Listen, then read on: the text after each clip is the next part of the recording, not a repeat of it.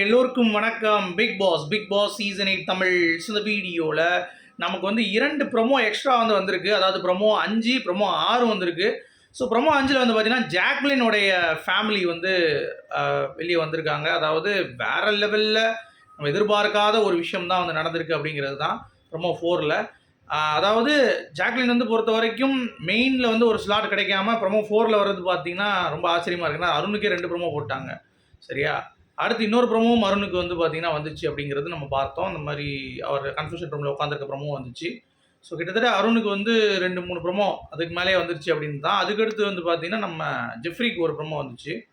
So இன்றைக்கி வந்தவங்க அதுதான். ஸோ ஜெஃப்ரி வந்தாங்க, அப்புறம் ஜாக்லினுக்கு அப்புறம் முத்து, அப்புறம் வந்து பார்த்தீங்கன்னா எல்லாத்துக்குமே நல்லா தனித்தனியாக ஒரு ஸ்பேஸ் வந்து பார்த்தீங்கன்னா கொடுக்கப்பட்டதா அப்படின்னு கேட்டிங்கன்னா கண்டிப்பாக வந்து கொடுக்கப்பட்டது.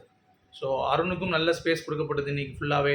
அதே மாதிரி முத்துக்குமரனுக்கும் வந்து இப்போ அவங்க அப்பா அம்மா ரீசெண்டாக வந்திருக்காங்க. ஜாக்லினுக்கும் வந்து நல்ல ஒரு ஸ்பேஸ் கொடுக்கப்பட்டது அப்படிங்கிறது தான். ஸோ ஜெஃப்ரிக்கு மட்டும்தான் கொஞ்சம் ஒரே ஒரு ப்ரோமோ போட்டாங்க. மிச்சம் எல்லாத்துக்கும் வந்து ஜெஃப்ரிக்கு ஜாக்லினுக்கு ஒரு ப்ரோமோ நினைக்கிறேன். மிச்சம் எல்லாத்துக்கும் ஓரளவுக்கு முத்துக்குமரனுக்கு 2 ப்ரோமோ வந்துருச்சு அப்படிங்கிறது பார்க்க முடியுது. மதியானம் ஒன்று வந்துச்சு, இப்போ ஒன்று வந்துச்சு.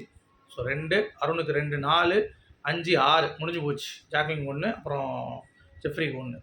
ஸோ இதுலேருந்தே உங்களுக்கு தெரிஞ்சிருக்கும் வேறு லெவலில் விஜய் டிவி இன்றைக்கி ப்ரோமோ வந்து போட்டாங்க அப்படின்னு சொல்லிட்டு இன்னையோட முடிஞ்சிங்க. ஸோ நாளைக்கு அவ்வளோதான்.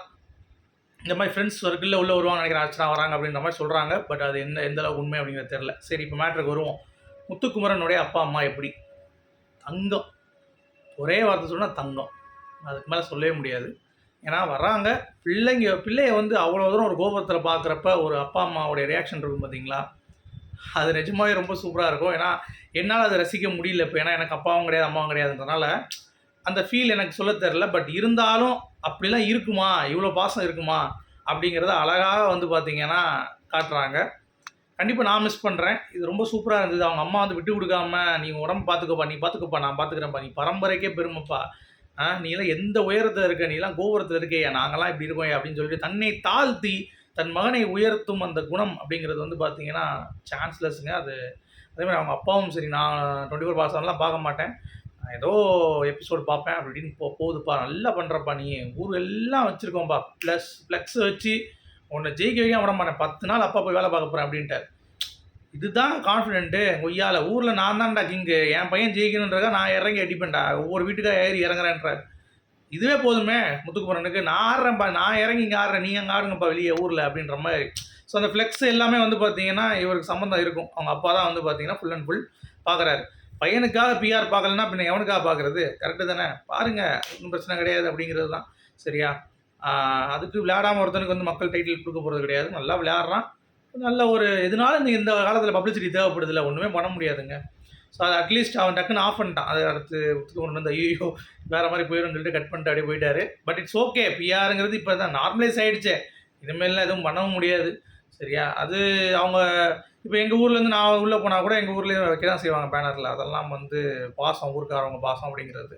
நம்ம ஊருக்காரன் அங்கே போயிருக்காயா, பிக் பாஸ் போயிருக்காயா அப்படின்ற மாதிரி அந்த ஒரு ஃபீல்டில் தான் எல்லாருமே இவங்க வீட்டில் இருக்கவங்க பார்க்குறாங்க. அவங்க தலையை போய் கோதி விடுறதா இருக்கட்டும், அவங்க அம்மா, அதெல்லாம் ரொம்ப இயல்பாக இருந்தது. அப்புறம் அவங்க ஒரு குரலை சொல்லி முத்துக்குமரனை மோட்டிவேட் பண்ணது எல்லாம் அற்புதமாக இருந்துச்சு. அவங்க அப்பாலாம் கப்பை ஜெயிச்சுட்டு தான் வரணும்ப்பா, கப்பை வாங்கிட்டு வந்துரு சேதுபதிக்கிட்ட நின்றாரு. எனக்கு நல்லா இருக்கேன்ப்பா, எனக்கு ஒன்றும் பிரச்சனை இல்லைப்பா, சூப்பராக இருக்கும்ப்பா, அதுக்கு மேலே மக்கள் கையிலப்பா, என் கையில் எதுவும் இல்லைப்பா அப்படின்ற மாதிரி அழகாக வந்து சொன்னார்.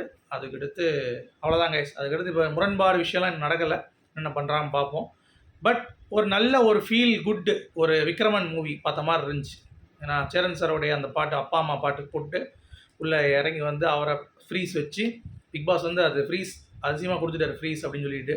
ஸோ உள்ளே கூப்பிட்டு வச்சு வந்து பார்த்தீங்கன்னா பண்ணியிருக்காரு. ஸோ இந்த முத்துக்குமரனுக்கு அவர் அவங்க அப்பா வந்து ஒரு கோடு வேர்டு கொடுத்துட்டாரு, அதாவது இறங்கி ஆடு, நான் பார்த்துக்கிறேன்டா அப்படின்ற மாதிரி. ஸோ முத்துக்குமரன் எப்படி ஆடுவார் அப்படிங்கிறத பொறுத்திருந்து பார்க்கலாம்.